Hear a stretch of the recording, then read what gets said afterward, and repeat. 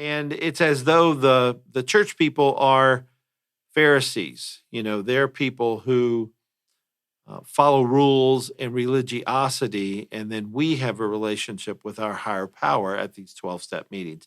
That's the thought. That's what's typically said. So just by those kinds of statements, you can see where the self-help programs battle directly with the Church of Jesus Christ. I mean, both entities are set up to be spiritual programs. The church is a program, if you will, but they're both spiritual. Well, how can you both be spiritual and then you have two different rule books? AA has the big book, so we'll be talking about the big book. And a lot of contributing authors told their story in the big book.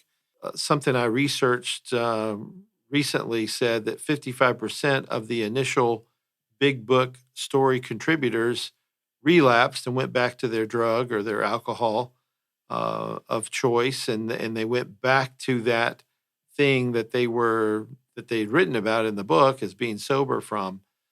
So 55% of them relapse, over half.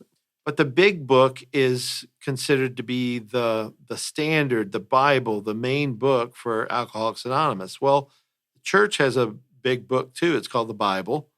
And the Bible is their standard. And actually, it is taught to be inspired or breathed out by God.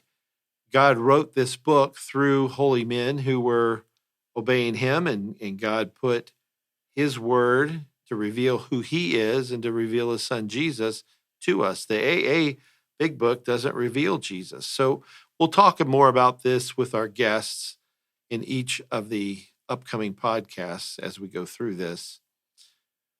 With the 12 steps, so back to my idea, some people think of it as just like a diet or something you follow to get sober, and I just use that diet as a metaphor. But others see it as really a spiritual program, which that's what they say they are all about. So we need to understand that as we're going through this. That's why we're critiquing it.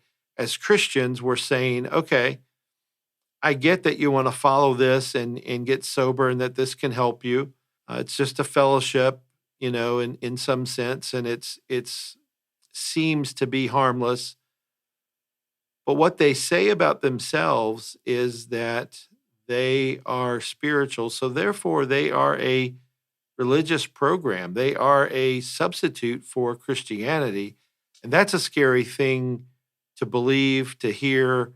I just want to make sure the listeners that you know that about the 12 steps before we get into each one of these podcasts, because we're going to, over the next 12 days, have a special guest each day biblically critique the 12 steps.